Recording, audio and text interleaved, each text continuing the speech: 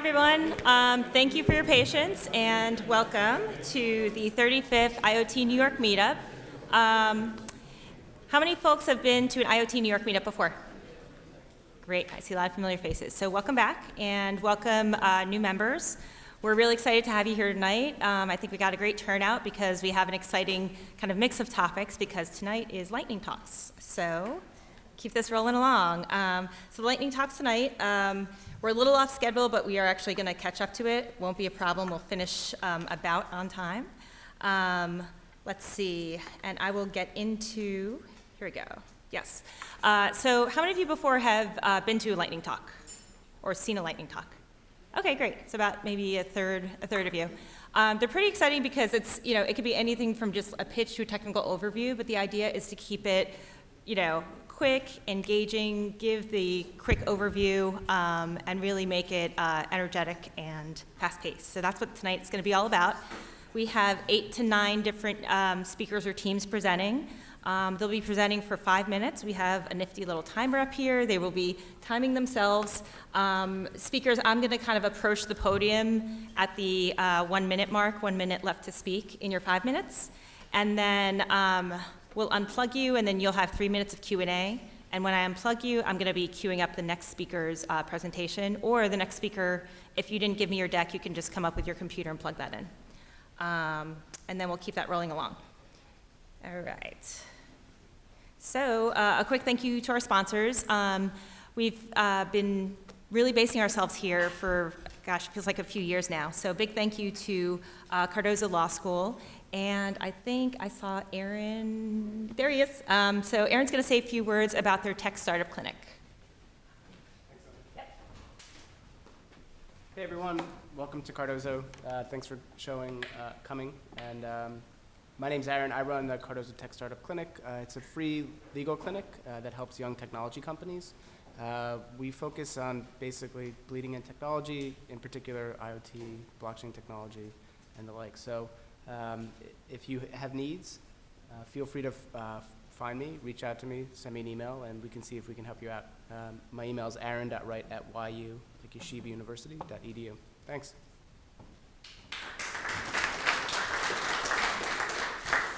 And they're a great resource, and it kind of reminds me that because this is a community and it's a growing community, we're just at about 4,000 this month, which is really great. We often will post onto the discussion board things like resources or jobs wanted, jobs offered, discount codes to conferences. So that's a great example of a great, Aaron's group, a great resource available to the community. So definitely I encourage you to spread the word to other entrepreneurs who might be trying to figure out the legal aspects of what they're doing. It's a great free resource. And a thank you to Jolly, where is Jolly? Oh, over there, who's doing our videography tonight from the Internet Society. Yes.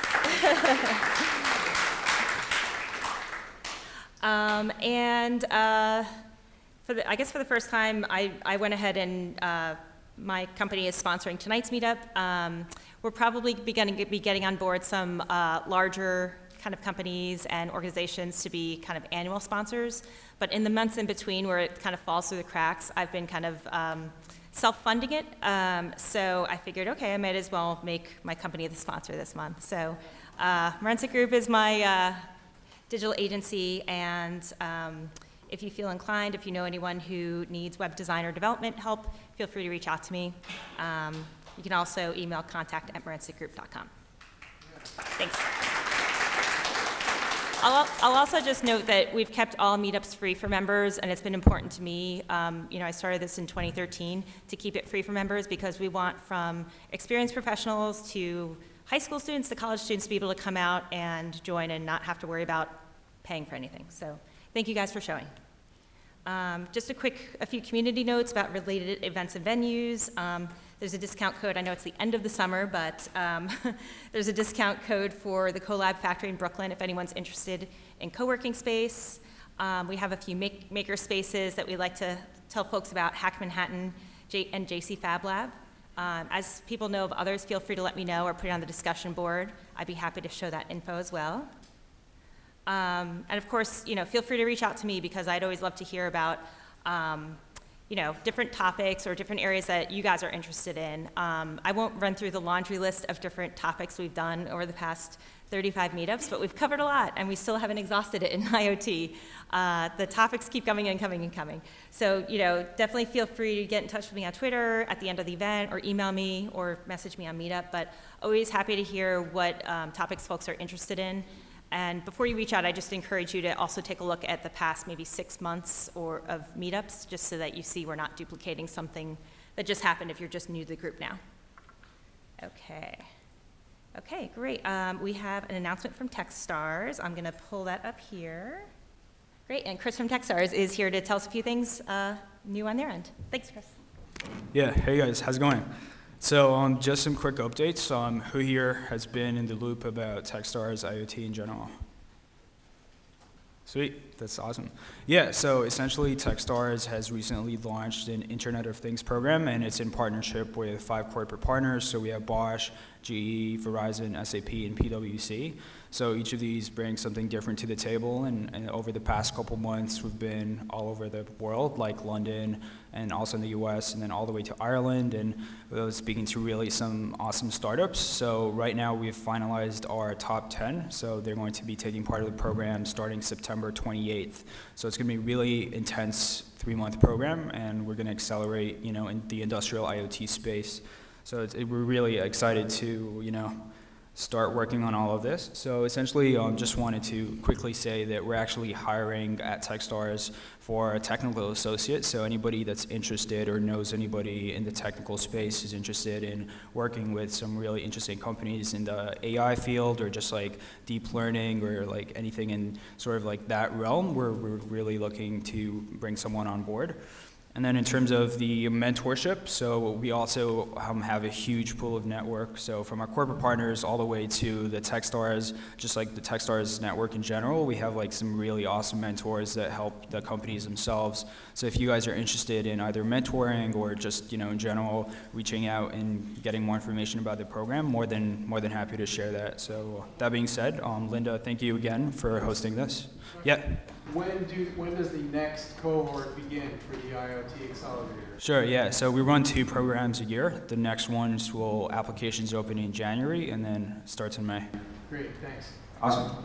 And where will this be held? Where September 20th? Where the release? No, where the company, where will you be? In New York. Okay. Yeah, Flatiron. Okay. Yeah. So we have 4 New York programs. One of them is in Flatiron. Yeah. Demo day, will you be hosting a public demo day for those cohorts? So we actually haven't announced that yet, but demo day is January 18. So you guys, if you're interested, just shoot me an email, and more than happy to share more information about the event. Thanks. Yeah. Awesome. Thank you guys.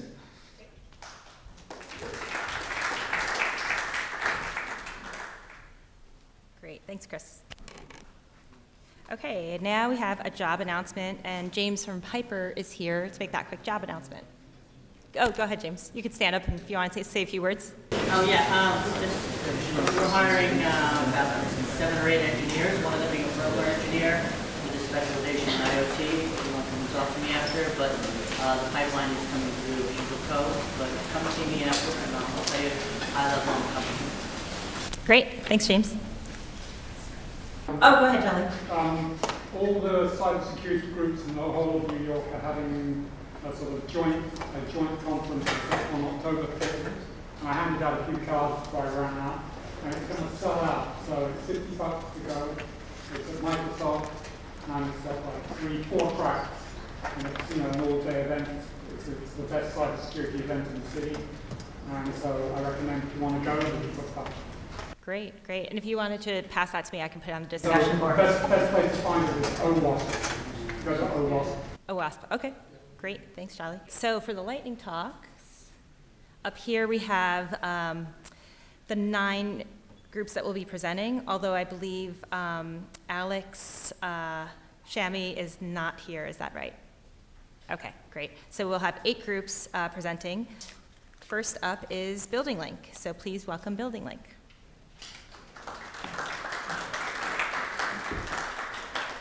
Many of you know BuildingLink. We run the operating systems in around 3,500 high-rise luxury properties, around 1,000 in Manhattan and 2,500 elsewhere in the world.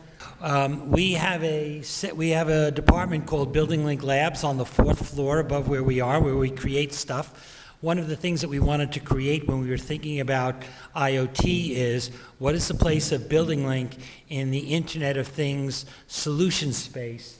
And what we decided was to focus on those aspects of IoT that specifically relate to multifamily.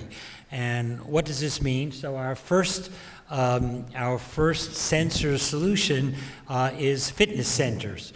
Many luxury residential buildings, or not so luxury, have fitness centers, and management doesn't really know which equipment's being used, which one's not being used, what are the busier times of the day. Residents don't know what's a good time to come down to get the Stairmaster and stuff. So our first solution that we tackled was the fitness center. Our initiative is called Aware by BuildingLink, because the plan is not so much to create smart buildings, but to create buildings where the managers are aware of what's going on, and then the managers can be smart. So to introduce to you what we did for our first solution is Steve T., who did all the late night work on this. I'm going to go through a few of the decision-making processes and a few of the choices that we had to go through while creating our fitness center solution kit. This is just a quick bullet points, but we're going to go through a few of them. So we had a lot of wireless choices, a lot of protocols to look into. One of them was XBee, Zigbee, Bluetooth, and eventually we stuck with the XBee module for simplicity. Another of our choices was the sensors. Now we are trying to measure distance in an application where, what's the utilization of a piece of equipment. So we decided to use distance and sonar for that as well. Another thing that we had to deal with was power management. And another bullet point here, it says update rate versus data size. And we had to figure out whether, what battery choice is better. Is it a AA? Is it a coin cell? Do we care about how small it is, how big it is? There was many choices before we even showed it out to the product in order to go out into the market. So one of these, what you see here, this was our version 1 of the hub, and now this is our phase 2 and phase 3 of the hub. And now we have also here, we went into a different IoT structures. We started with Node-RED, and then we went to Dweet, which is a web service, and then Azure IoT, and we looked into AWS. We also looked into both SQL and MongoDB, and we started off with Mongo just because it's easier to connect to and also uses JSON. And eventually we came up with our IoT stack over at BuildingLink, and it includes the XBee modules. We're using a SecureFi hub with Azure IoT, MLabs to host our MongoDB, Freeboard and Dweet to do the visualization, and using Amazon Echo, which we'll demo in a second, for that user feedback. And what did we get by our little IoT stack? Well, first this. This was our phase 1, and eventually we decided to go wireless, and this is our phase 2. And now we have phase 3, which is currently live at 2 separate buildings, as well as our office. That's 3 separate locations.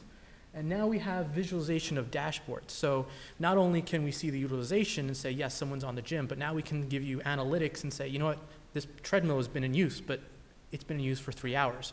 And now the equipment here hasn't been in use at all. Maybe you should rotate the equipment out. As well as an admin dashboard. It's a little fuzzy, I apologize about that, but that's for the Freeboard, and that also allows the people at the building, specifically the management, to see the sensors and what's going on with them. And here's just a dashboard really quickly of what the user would see at the front desk at their building. And now we're going to get into the Amazon demo. Alexa, ask BuildingLink is on the gym. It is 71 degrees Fahrenheit and the current humidity is 81%. There is a problem with the requested skills response. Alexa, ask BuildingLink, is the virtual machine available? There is a problem with the requested skills response. Well, anyways, what we found out was we didn't think that the sensors, it was important to have so many sensors on the devices. What we found out is these gyms are actually not very comfortable. At 70–80%, in fact, when it rains, the gyms are hitting nearly 100%. and then the sensor starts to fail. Because most sonars are set to detect up to what, 80% humidity, and beyond that, it starts generating false reading and then false positives, all sorts of problems. Sorry, this was a good segue into your 3 minutes of Q&A. So, Is the gym busy now? Currently, this calendar query is not you supported. have to ask BuildingLink. Alexa, ask BuildingLink if the gym is busy now. There are 1 of 10 machines in use.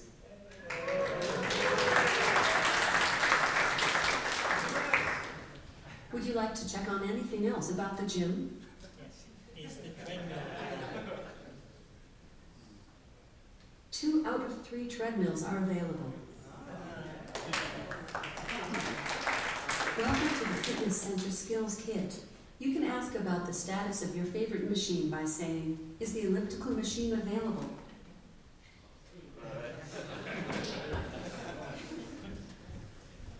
Any questions? You're making my life easier. Yes. Knowing what you know now, what would you have changed in the design? Well, as John mentioned, we started off with sonar, and that was my choice, and we didn't realize the environmental aspects of it. The humidity, not just in the environment, but also what people perspire. So as sonar, we're not using a weatherproof sonar, we're using an LV Max sonar, and as the disk vibrates and produces the frequency, well, the increased humidity causes that disk not to vibrate as often, giving you false positives. So, and the cleaning staff. What we found out is they actually spray directly into the sonar. So we actually have to wait until it dehumidifies and then the sonar works again. We just say the real world of IoT means we didn't calculate the fact that 10 p.m. at night in a fitness center, the cleaning staff comes, and they don't care about sensors. Especially when the sensors are the same color as the equipment, it kind of blends right in. Any other questions? Yes? I saw you went with the Microsoft IoT portal first. I know Amazon is battling Amazon. What exactly is the IoT portal from Microsoft versus something from Amazon? What are they actually trying to solution sell us? Give me a tough one. Well, we've been working with Amazon IoT, and we're actually using Azure IoT for our web services right now. I guess the best way to answer that, because I don't know fully how to answer that properly, is just how we're utilizing what the Azure IoT and the AWS. So we're using AWS obviously for the Lambda functions and stuff like that, but the Azure IoT part we're actually using as a redirect. So what we're doing is we're connecting all the sensors, publishing up the sensor data through a queue, and then actually pushing that data into MongoDB through MLab. So we're separating the two instances that way by a web service to do all of the, I don't like that thing. Yeah, that's how we do it. Great, thank you guys.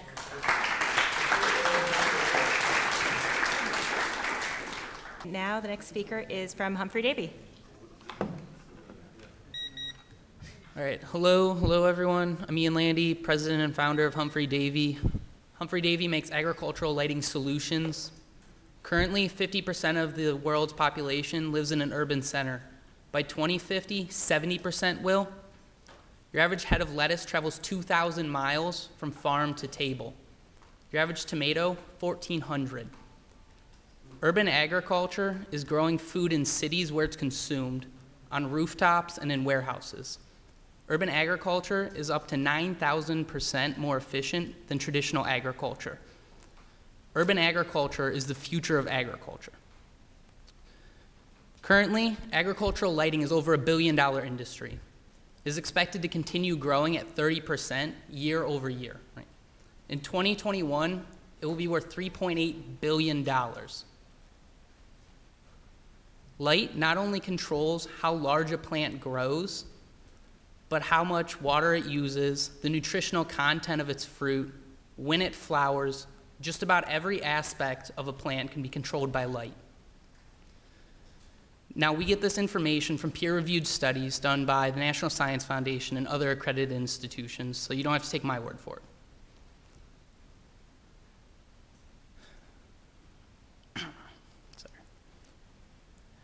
And so what we do is we distill the science out of lighting, right? Making it very easy for farmers to use. What we do is we make solar algorithms that optimize the growth cycle and the light spectrum for plants. Our solution is composed of a hardware light and a software interface. The hardware light contains an array of LEDs, an assortment of sensors, and an embedded computing system. An online dashboard allows users to easily look at and monitor their lights with the click of a button and control them. What sets it apart from the rest is that it's automated, it's scalable, and it's customizable for every crop. Current solutions on the market aren't scalable, they're highly technical, they have a limited spectrum, and they have expensive upkeep. Our solution is able to be used by all size farms. Our go-to-market is small to mid-size farms. Our team is composed of an engineer, a biologist, a sales and marketing specialist, all mentored by an international entrepreneur. We've done things such as design the electric vehicle charger for Tesla, developed drugs with Pfizer for FDA and use in humans, managed $10 million in annual sales, and mentored companies to $800+ million in cumulative exits. Now we've all grown up on farms. We went off, we became these technical people, but we understand the pain points of agricultural lighting. We spent the last 2 years working with farmers through 4 different prototypes to create a near production quality prototype. We're currently raising a seed round. Our round will get us it's $1 million. Our round will get us 14 months of working capital. It'll allow us to grow and to move into full production. Remember, I'm Ian Landi, and in 10 years, Humphry Davy will be the light growing your food.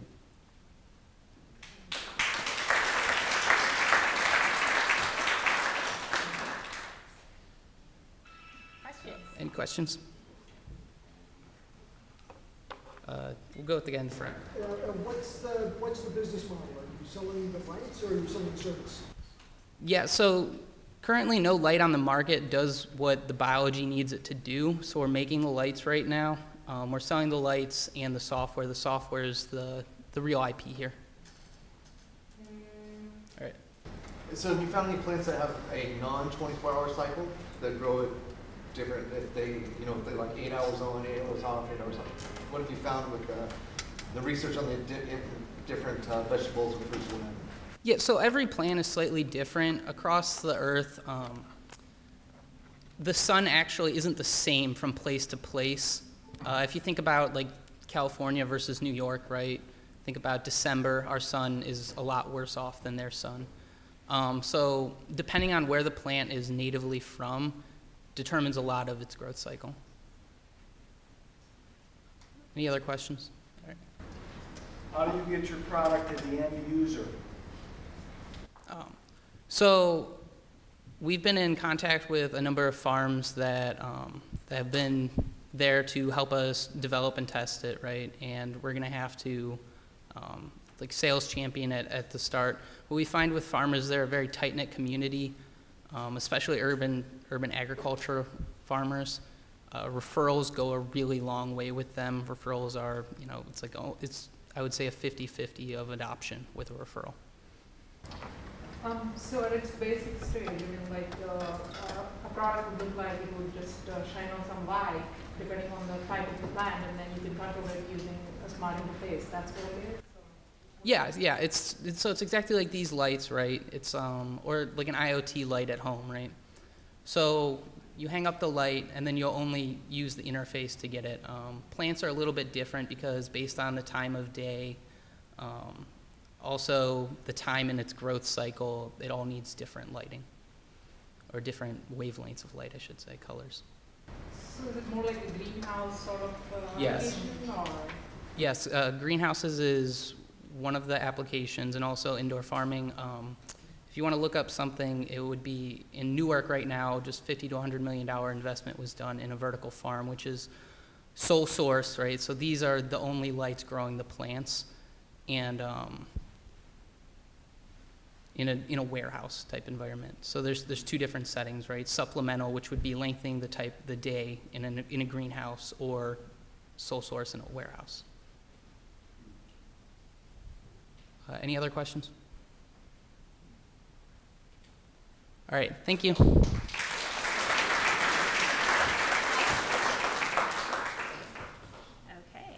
great, thank you. Now, oops, right on cue. Next up, we have. My pleasure, as always. We have the Everything Network. All right. Good evening, everybody. My name is Matt Shorts. I'm Director of Platform Solutions, and I'm here to talk to you about everything in our Smarter Products platform. Let me get my animation. So if you think about traditional IoT, as we've heard with connected devices, most everybody thinks about above the line in the black. So there's 83 million cars projected to be connected. There's billions of RFID chips and billions of microcontrollers. But we at Everything think about IoT a little bit differently. And we see that you can connect billions of apparel items, upwards of 80 billion apparel items, and trillions of consumables. So IoT in our world is based on the premise of the web of things rather than the Internet of Things.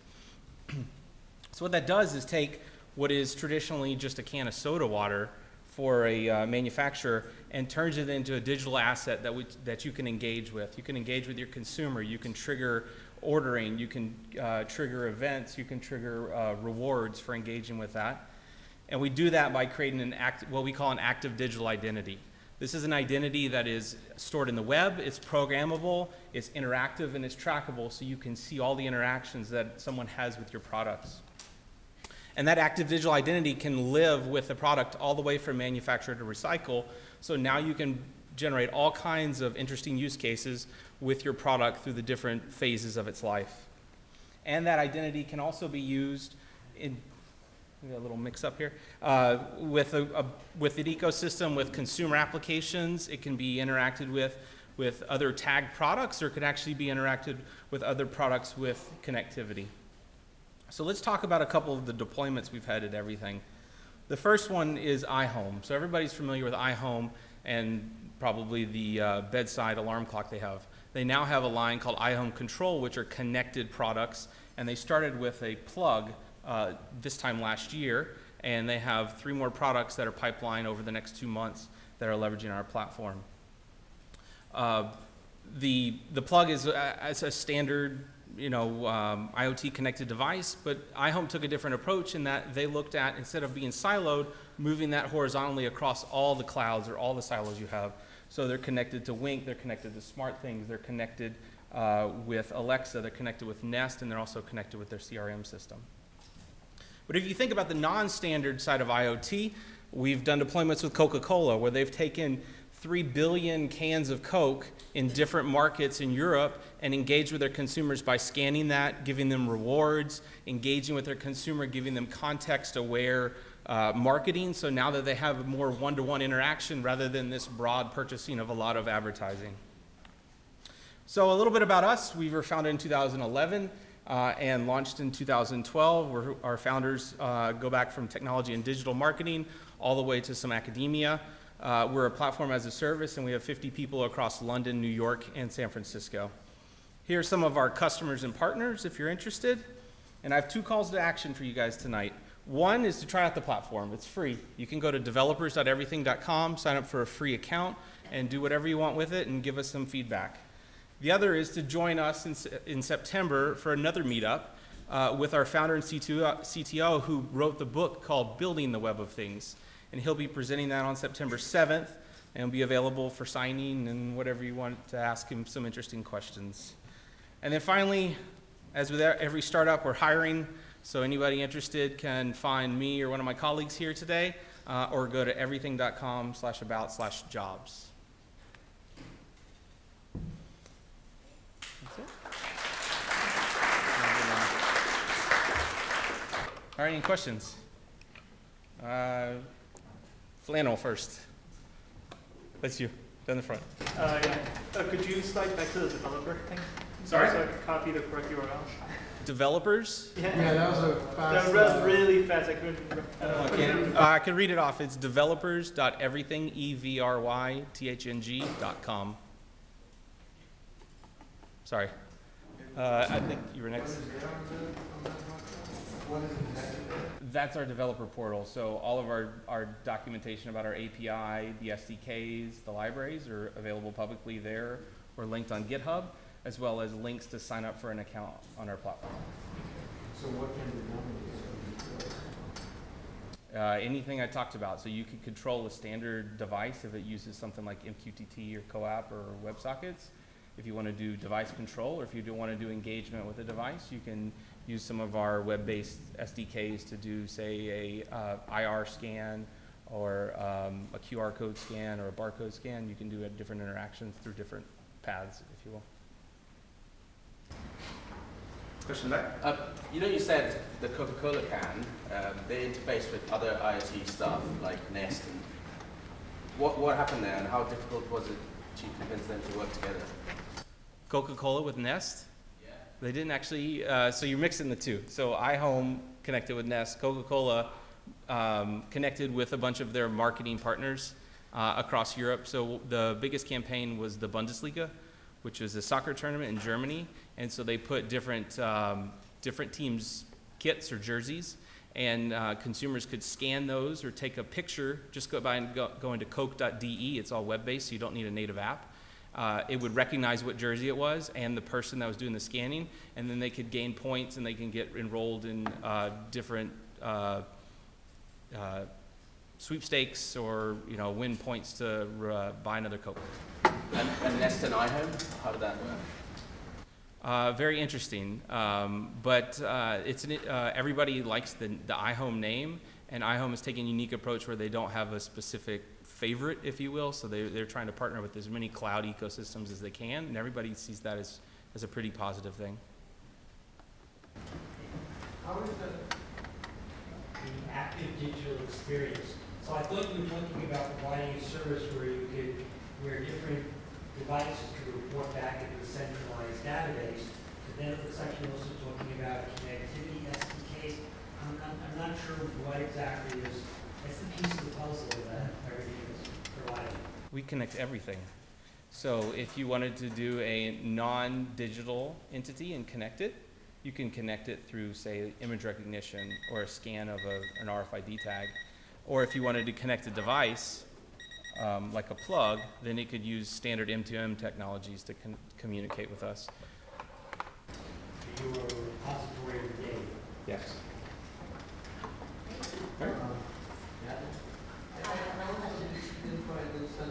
How is that Coca-Cola container connected to the Internet of Things?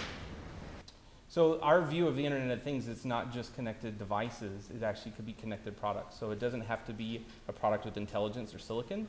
That product can have intelligence by virtue of interacting with it.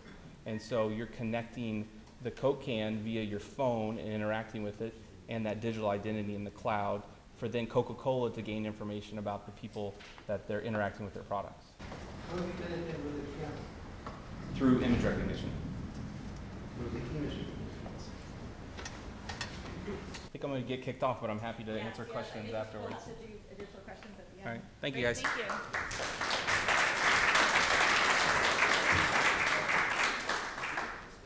Okay, next up is Reality AI, and I'm going to do a quick tweak of my system preferences here first. All right, well, we're waiting for this to come up while I get started. So we are Reality AI, Reality Analytics. We are a machine learning, artificial intelligence company focused on problems related to sensors and signals. In particular, you can kind of think of this as, you need me a microphone, sorry. You can think of our tools as an AI substitute for or supplement for a signal processing engineer. I think you're all set. Yeah, how do I change it? Down button. Down and up. Button. Okay, great. Great. So the origin of our technology is military and intelligence. This stuff was originally built for the U.S. Armed Forces and intelligence community. We are now available for commercial applications. What these tools do is create something called a signal classifier or detector. If you're not familiar with the term, imagine an exercise app running on a smartwatch.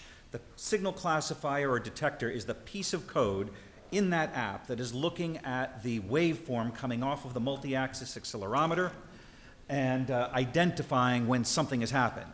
Oh, there's a push-up, there's a jumping jack. Turning that complex, multifaceted signal into a simple message of an event. We are horizontal broadly across IoT applications. Today, most of the customers we're working with are in drones, industrial sensors, and automotive, but we do have pilots or customers in a variety of other markets as well.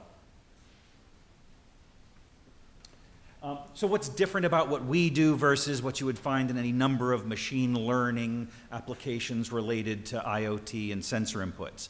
Signals. Right? Real-world physical signals with a high sample rate come with very high dimensionality that can overwhelm most machine learning applications. Things like jitter, phase shift, transient and non-stationary targets, the kinds of things that affect acceleration, vibration, sound, some kinds of image processing, AC power, RF. Traditional machine learning applications just kind of choke on it. Deep learning has had some success with these types of signal inputs, but our methods, when it's a good fit for our algorithms, can outperform deep learning with less setup time, fewer training examples, faster training times, and most importantly for many of our customers, we can be embedded on inexpensive microcontrollers.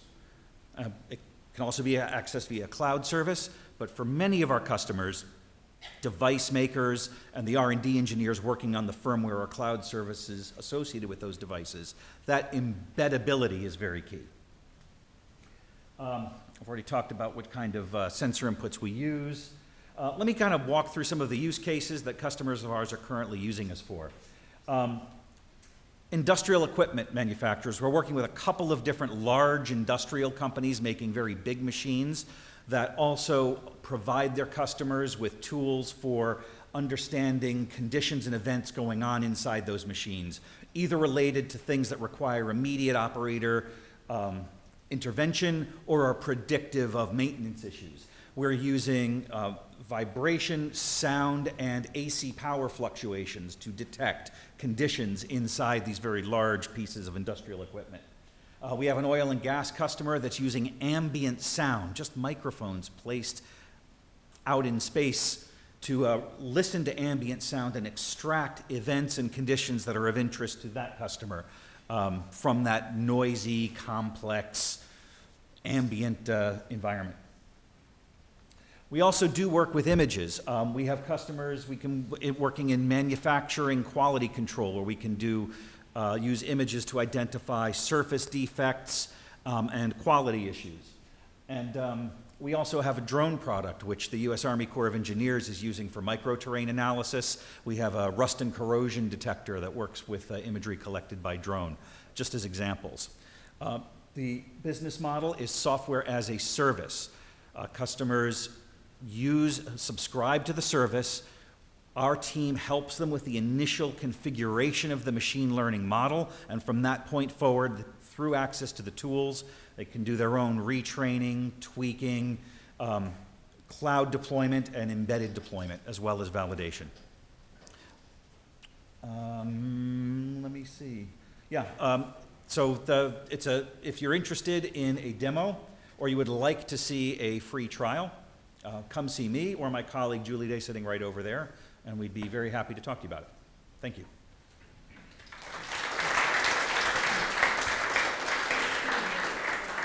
3 minutes for questions. Yeah, questions, please. Yeah. You said cloud service, and also you said it goes with the embedded. Yeah. So that would mean it doesn't need to talk to the cloud? Correct. Yeah, let me go by the microphone. So the tools for doing the training and the creation of the classifier detector are all web-based and in the cloud. Once the classifier has been trained, you have two deployment options. You can deploy it to a cloud service where it's accessed over an API, basically pass it a JSON with the observation, receive back a classification or detection result, or that code can be exported into a form suitable for embedding. That embedding process does require some interaction between our team and the firmware engineer, because we need to understand some particulars about the embedded target. But many of our applications, including those machine health examples are functioning on inexpensive microcontrollers as opposed to in a cloud service in a server cluster. Yeah. Yeah. So it looks like you're doing more than just connecting with Coca-Cola cans by photographing them. Well, we're certainly doing something different. You know. So is that what you're doing is actually streaming of the data into application?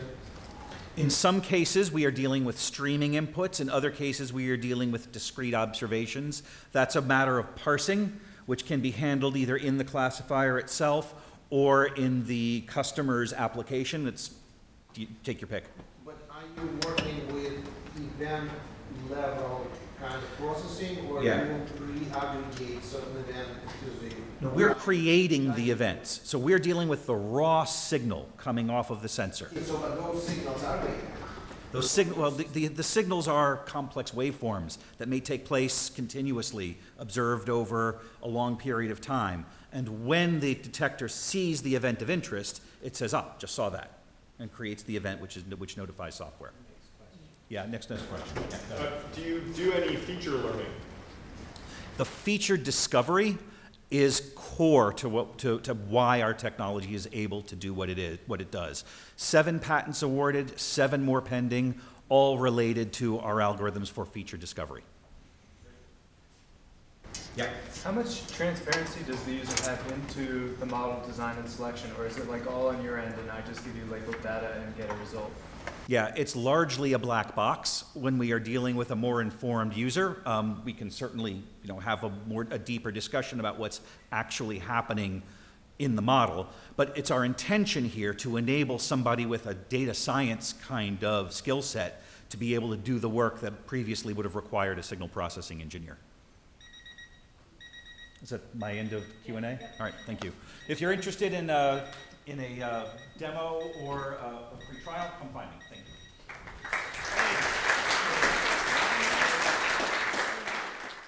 Okay, and next up is Hacking Alzheimer's. Hi everybody, my name's Andy Kropa. I'm here with Edward Potter and we're Hacking Alzheimer's, and we like to say we put memories in the cloud. So what we're concerned with is the aging experience, and as we all get older and we have parents that are getting older, what can we do to improve the quality of life, improve their experience, and hopefully impact some of these diseases they get, such as Alzheimer's and dementia. So we're looking specifically at memory and how if we can reduce the incidences of memory loss over time, if this can actually impact, delay the onset of symptoms, reduce anxiety around losing your memory, and hopefully delay this cycle of more memory loss, more stress, followed by more memory loss. And we are using as our platform for this the Amazon Echo. But I want to first get back to a year ago. We had built an app. It's essentially a life logging device we made out of an iPhone. So we take photographs. The idea is you'd be able to go back, rewind your day, figure out what had just been happening, to sort of give you a peace of mind of knowing where you were at any given time.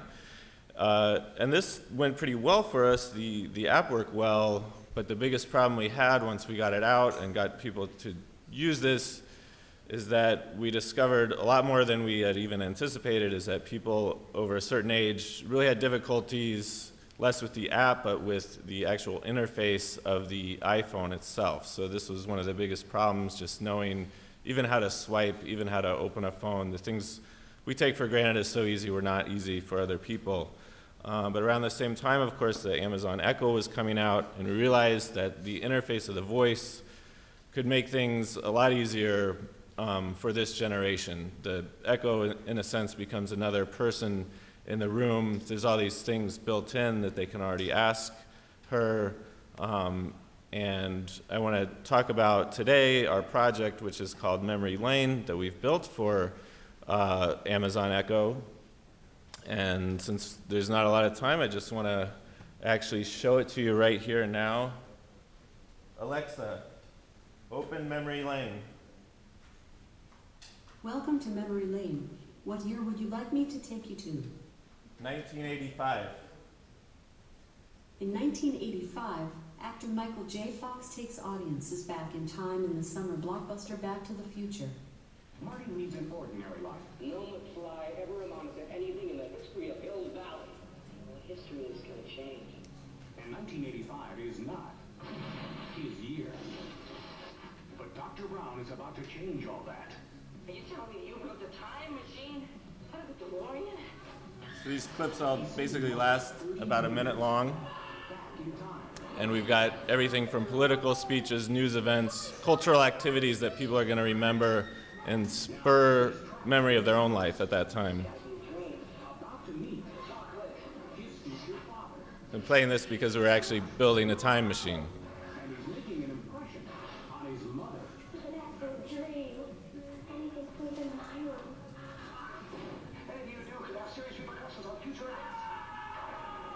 He's got to make his mother and father fall in love. I haven't even been born yet. And only Dr. Brown can help him get back to the future. What year would you like to visit next? Alexa, exit. Okay. So that's what we've made first, and this will be available on Echoes very soon, in short order. But where this is going, in our next version, we're going to allow, with authentication, you to provide personal memories for your mother or father or family member, record a memory about something that happened, connect it to a picture, which pictures are already going onto the Alexa app, but we'll be able to put them also onto a TV or another viewing platform. And then the final stage we want to get to will involve wearable sensors that a person with Alzheimer's or dementia would have on them. It would be automatically collecting data, being sent up to the cloud, where it's analyzed. The pictures are analyzed and keyworded. So you can ask questions like, what did I have for breakfast? Where was I yesterday?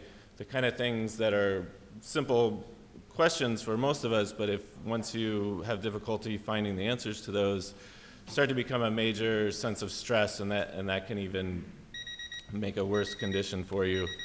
And of course, along the way, we're collecting data, which is the end here. So I can answer questions.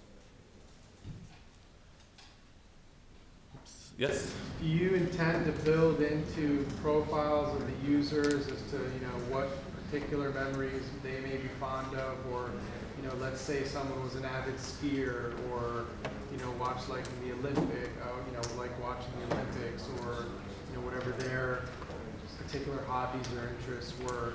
Yeah, definitely. Right now, everything is searchable by year and time, but all the memories and media that we're inputting is coded with tags, and we'll be building in user preferences that can be automatic or that you can set up yourself.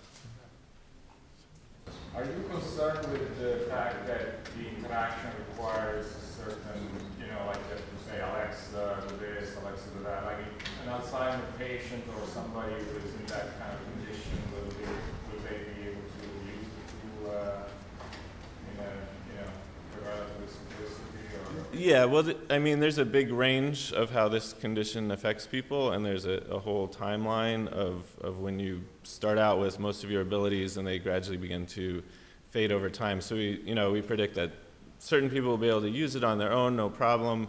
It's basically the simplest thing there is out there, especially as compared to the app that we had started with. But the other great thing, why we really like Echo, is now it's a community experience, so multiple people in a room can use it together. So if there's a caregiver in the room, they can do this with you, prompt the Echo themselves. So we're not thinking in all cases this is going to be something that someone can just pick up, but it's much easier on a scale of magnitude. This works based on assumption that a person knows when the event has happened. So most of the times they don't know exactly when the event has happened. So, but they probably have some memory of okay, we did something with that person or this person. So does it search based on all those criteria like the description, or is just time stat? Well, yeah, time, description, people, if we have facial recognition built in. I don't know if I totally understand your question, but yeah, definitely beyond time, there will be other ways of tagging individual memories. So, I go back to here, I could say, play a memory from my son or about my son, my daughter. So specific people can be included in there. Okay. Are you testing with dementia patients? Yeah, we're starting to do that right now. So hopefully we can come back. Great. Okay. Thank you very much. Thank you. Good job. Great. And next up is the Things Network. Hello, my name is Terry Moore. I'm the initiator of the Things Network in New York City. And my message here is that we want you to help us build a network. So, the Things Network is like Wi-Fi, but it's made for things. We are building, with the Things Network, as an international organization, a standards-based, decentralized, open and crowdsourced IoT data network. And we're doing it here in New York City. New York is one of over 200 cities now around the world that are building networks based on Things Network technology. In all cases, the network is owned and operated by the users. This is a wireless data network. You can think of the Things Network as being the Linux of wireless data networks. You should be a part of this because, first of all, it's cheap. You don't need permission. You don't have to go get registration from the cell phone network operator. You don't have to pay a fee to anybody. Anybody can participate. You can test now. There are networks available. There are cells available now in New York City. Times Square is covered. There are several locations in Brooklyn that are covered. And you can deploy for your customers now. Even if there's not coverage, you can buy the gateways. Each gateway costs about $400 right now, and that price is coming down. Anyone can install it. There's a local community already in New York City who will help you with your deployment of your gateway and with the deployment of your apps. And there's a worldwide market for the applications that you develop with this network. What's it good for? Well, we got things that, like any technology, there are some things it's good for, and there are some things that it's not good for. It's great for replacing wires to sensors. It's not great for replacing Ethernet cables. It's great for low data rates. It's not great for high data rates. It's great for occasional transmissions of data, where occasional transmission means once, as frequently as once a minute, but more usually something like once every half hour or something like that. It's not good for continuous monitoring of data. So if you have an application like the AI application, you want to use the local processing and then send the events upstream. It's great for sending measurements of data, even simple measurements like temperature, pressure. It's not great for sending media like audio or video. It's designed to send data to MQTT. That's where your data comes out. It's not great for having a general purpose TCP or UDP connection to your end device. It is very low power. You can make battery-powered devices that will last right now for 3 years in the field without replacing the battery and without charging. It's very long range. People have demonstrated as long as 60 kilometers range from one base station to a device. And in an urban environment, of course, the range is much lower, but you have many more locations where you can put a gateway. So this is a great technology. I don't have time in 5 minutes to go into why this magic works, but I've deployed this stuff. Chris has deployed this stuff. We've got several engineers in the room who have done this. It works. It's great. How to be a part? That's the call to action. You can deploy a gateway. You can put one in your house. I put one in a farmhouse in upstate New York, and I have a range of 5 kilometers. Sorry, 5 miles. You can buy little devices, like I'm holding in this hand, an Adafruit LoRa Feather M0. which is running battery powered, measuring temperature and pressure, and we don't have an access point that covers Cardozo, but if we were in Midtown, it would be sending network to an data to an application. This is a great thing for hobbyists and experimenters. If you're doing a professional application, Microchip has a very high quality professional end device that is not very much more expensive actually. And it's fully certified and fully qualified. Either of these can be obtained for substantially under $100. You can actually, there's a discount card. Karen Drucker is offering those if you're interested to get discounts on this. That's my presentation. Great, thank you. 3 minutes for questions. Yes.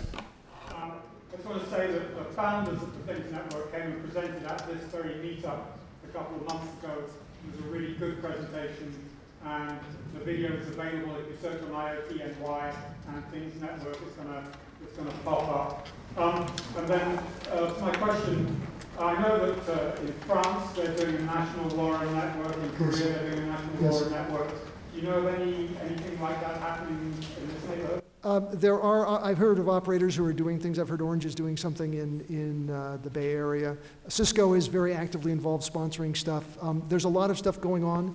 The big cellular companies have a lot of money invested in LTE and narrowband IoT. So, it's right now, as far as I'm concerned, it's let 1,000 flowers bloom time. Everything here is based on a LoRaWAN MAC. The PHY is a LoRa PHY. There's something called LoRaWAN, which is a software standard. All of the commercial deployments of this are using LoRaWAN. So if you develop and test your equipment with the Things network, your equipment can then move to a commercial network very easily. So there really is no, you can get better quality of service with the commercial network, but with TTN you can do all of your testing for free. No. So many of us have worked in mesh networks in the past who are now involved with the Things network, and we all but dropped the mesh networks simply because in mesh networks the receiver has to be on continuously in order to forward packets. With the Things network, the receiver is off 99% of the time, allowing very long battery life. So it's a star of stars topology, we call it. It's called LoRa. Basically, there's the connection, the last mile, as it were, is a proprietary MAC. It's not IP. The IP termination happens the next level up, and the next level up is still a dumb level. So things are flowing encrypted from the node to the network, and there's a double level of encryption. The only thing the network can see is routing information. It then goes through MQTT and pops into your application, and you've got the final stage of keys. If it's coming to your PC, you decrypt on your PC. I've been following this now, it's been around for a while. What's really impeding the progress, like a city like New York? You think they'd be on top of this? Why isn't it everywhere? Well, first of all, the first network was only deployed in the summer of 2015 in the world. Okay, this is brand new technology. It's very, there's a lot of moving parts to this. So it's deploying incredibly rapidly if you understand, if you think about that part. We started in New York in May. Okay, so so at this point we have 4 gateways. What's impeding it is that I haven't had a chance to talk to all of you to get you to come put in gateways. Thank you.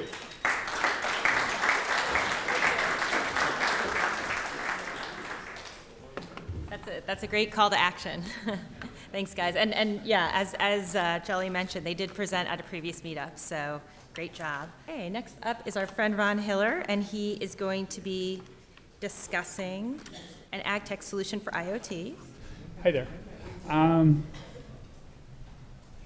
Ron Hiller, and I worked at Bell Labs for a number of years and built a bunch of monitoring systems there, and worked on SCADA systems before that for a lot of oil and gas and pipeline kinds of things. And I've been working recently on agricultural automation. I grew up on a farm, and I tell people that I probably would have been a farmer except for the plants and the animals. I've kept in contact and have a lot of friends and stuff that are operating very, very large-scale farms. So one thing that's changed a lot is that it's not the guy bouncing around on the tractor these days. It's more like mission control. And what you have is you have a manager, typically with a bunch of employees scattered out over a large area, and trying to operate this equipment and understand what's going on wherever it happens to be. And again, like mission control, you're looking for telemetry back from the machine or system that is being operated. And there's the current manufacturers, the large manufacturers in particular, they're really interested in selling more iron. And if this sounds a lot like the mini computer and mainframe business of a long time ago, it's very similar. So they're sort of doing the minimal amount of software to make their stuff attractive. And the other analogy I take is it's sort of like, the car manufacturers are putting in all the bells and whistles, which in some sense don't really add to the fundamental operation, but that's what they can figure out how to do. So big farms and the ones that we're working with, they're really big. The one of our beta customers is about 25 miles across, and I looked up Manhattan's about 23 square miles. So it's actually bigger than Manhattan. And again, they've got employees scattered over the whole area trying to understand what's going on. And with the very expensive equipment, if it goes down, they have an operator, which are semi-skilled operators, it's whatever you can hire, are on their cell phones trying to communicate back. And again, the user experience does leave something to be desired. So we've done some custom hardware, and one of the things that is sort of standard these days in large ag equipment is they have ISO-bus terminals, which are about 10 grand for one of those. So we're using iPads instead in tractors, and they're not ruggedized, but I figure you can drive over a lot of iPads till you've paid for an ISO-bus terminal. And then we're displaying the data in the tractor as well as bringing it back to the cloud, and that's where the manager can then view it. So there's a lot of real-time control algorithms running to actually, one example would be for seeding. So you have, you're monitoring the actual seeding rates, and you're varying the seeding rates depending where you are in the field, and that's happening locally, but then the data is getting sent back, and there can be more sophisticated analytics. So these are just samples of, those actually from a sprayer, some data collection we were doing a few weeks ago.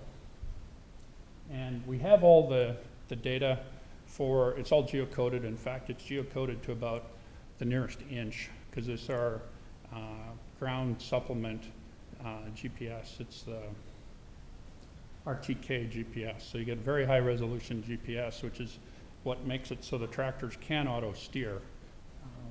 And then we're bringing that data back, and this is just a little sample there. But the idea is to have this end user programmable system where the farmer can build up what data flows they want, because it's a lot more complicated than just having a tractor and a machine. You've got multiple tractors, multiple machines. They have inputs, and so for example, the seed that's going into there is going to be weighed and measured into the seeding equipment, and you need to track all of that and couple all that data together. So here's the hardware that we built. It's a board that fits in this weatherproof enclosure. It's basically a Raspberry Pi on top there, and it basically, as I say, provides screw terminals for a Raspberry Pi, but it's slightly more complicated than that. This is a typical seeding machine, and here's some of that ancient stuff that's actually pretty common these days. You can see the user experience there, and then other projects done with water tanks and pumps and stuff. Any questions? Yeah. I work for a company called funky way that actually built on the other side of this, where trucks would come in and they would weigh the trucks. Can the system get to like the hoppers and doing green management, or is this for the trucks and the management of the employees in the field? There's a bunch of stuff we're doing now on grain handling systems as well, because it's actually really all the same software underneath. It's just a matter of building the flows to couple the data pieces together. So with a whole, you've probably seen those massive things with conveyors and towers. Yeah, and I have a picture of one of those with, just a complete disaster of relay logic with wires just hanging everywhere in there. And that's going to get replaced shortly. Anything else? Yeah? Do you do any work with soil sensors? We haven't really. These are large-scale farms, and the way soil sampling is done, it's typically done, they do patterns, and then take that back to the lab and do analysis on it. So it's not real time, but so nothing real time, right? Anything else? Yeah, right there. So who actually deploys all this? Do the farmers? So far, it's been the farmers have actually put the stuff on their equipment and gotten it working. In some sense, we're still exploring how to do that at that scale. What motivates them to engage in these engagements? What's that? What motivates the farmers to be engaged in this? I mean, where do they see the... In this example here, this water tank is about 5 miles from the farmyard, and the pump is about several miles from there. And basically, the water level in the tank is controlling the pump. They used to drive out and check the tank, and then go start the pump if it's low. And now it all happens automatically, and they can get visibility on a website of basically what the levels are. So it saves them a tremendous amount of money. They're just thrilled by this. Mechanical kind of system that will restart the pump. Well, the pump's it's an electric pump, right? So all you need to do is close the contactor. And then board can easily close the relay on that, which will fire the contactor to start the pump. So how was it done before? I told you, they drive out, check the tank, and then drive over to the pump, flip the switch. You showed some improvement that you said that yesterday. That was in the tractor. Yeah, that was in the tractor.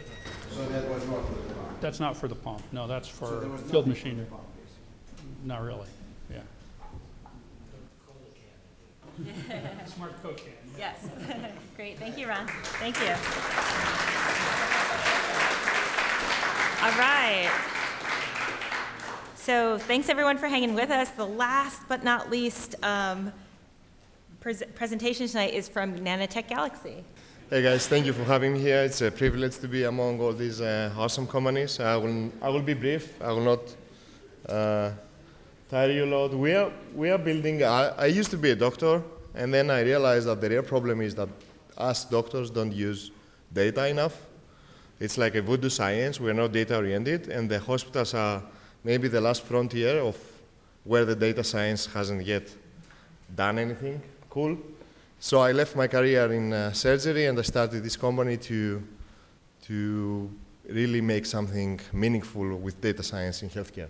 So what we do is that we use deep learning to build predictive systems for healthcare. Specifically, we help healthcare organizations, but also insurance companies, to be in a position to do something with all this data and have meaningful results. So you can see it's a huge problem. Like hospitals, only for just one part of them, like preventable readmissions of patients. So a patient comes in the hospital, then leaves the hospital, and then comes back fast. This is a preventable readmission for any reason. So only for that, we spend like 41.3 billion. And this is just one side of the problem. And insurance companies are paying lots of money to consultants to be able to go through the images and approve the claims. So what we do is we come there and we analyze text and images data of healthcare organizations, and we help them build models, predictive models, that can tag patients of high risk and tell them, like, look, this one is gonna probably come back early. So take a better care of him, of her, while at home, and prevent this readmission, which is costly for us, the taxpayers and the hospitals. You can see that data science hasn't yet been applied to hospitals so much. 85% of hospitals are just starting to think about it. Most of them don't use it. Those that use it realize lots of solutions, so it's a fertile ground for entrepreneurs with lots of patience to go through the pain of getting access to data in healthcare organizations and do something about it. The space is going to explode within the next few years, so all those that are daring enough, join us and let's go and build something great there. Because right now it's $6 billion, and they say it's going to be $41 billion by 2024. The difference that we have as a company is that most of the competitors are just using text, and the text has its own limitations. It's not very rich in information. I can see many engineering faces here, and you can really understand what's going on. So if you analyze the text plus the medical scans, then you can have better predictive models. And this is our unique value proposition. Our business model is simple: software as a service, setup fee plus usage. And we are running 2 pilots right now, one with Bay State Health, which is a large $1.5 billion hospital in Western Massachusetts, and one with Liberty Mutual Insurance. We're building something awesome for them to help them reduce the human labor in imagery-ended claims processing. This is our team, fully covered in terms of technical, healthcare experience, plus design. Thank you so much for your time. Welcome your questions.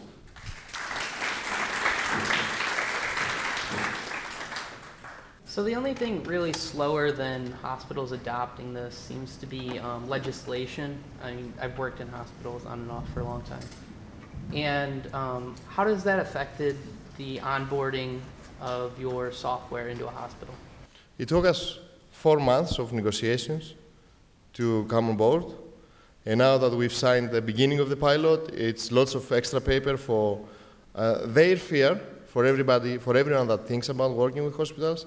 The huge fear that is going to be like end game is data leakage. So if any of the data goes out somewhere in the cloud or in the wild and somebody takes hand of it and then they are exposed, that's the end of the hospital. So they are so scared about it, and that's one of the major friction points when you're trying to say, like, yeah, I have something awesome. It's being used for Facebook feeds, for whatever else. Why don't we use it to save lives? And then they are a bit resistant in terms of their fear. So their fear is data leakage. If you can build trust with the organizations, then you can leverage that trust and build something awesome, and then leverage that awesome to sell to other hospitals. It's a huge friction, at least at the beginning. They don't trust startups. How are you, I mean, the big million-pound elephant is obviously Google. How are you going to compete against their deep learning AI introduction to the healthcare marketplace with your product? I mean, they can sign up 25,000 physicians in a weekend if they get it all for free. I mean, how do you fit in that? I'm not knowledgeable of something done by Google in healthcare apart from genetics cloud platforms. They're trying to do image analysis is their baby, so they're definitely Yeah, welcome them. Yeah, I don't know. I'm not aware of anything right now. I would really like to see something from their part. I think it's very, very slow for their business model. I don't know if they're interested in doing something in that. I've heard 2 things. One is genetic cloud analysis, huge. We're not in this space. And the second thing is DeepMind is thinking about entering the space with some diagnostic models. And they are entering the NHS, one part of the NHS, getting access to depth of the retina images to do some diagnostics. We are not in the diagnostic space. We are building analytics. So I welcome any competition from wherever. Thank you so much for your time. Privilege.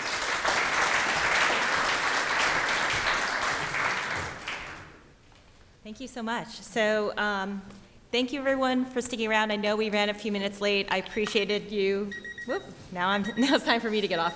I appreciate you hanging around while we had a little bit of technical difficulty with swapping out, but thank you again. Please stay tuned for the next meetup next month, and have a great night.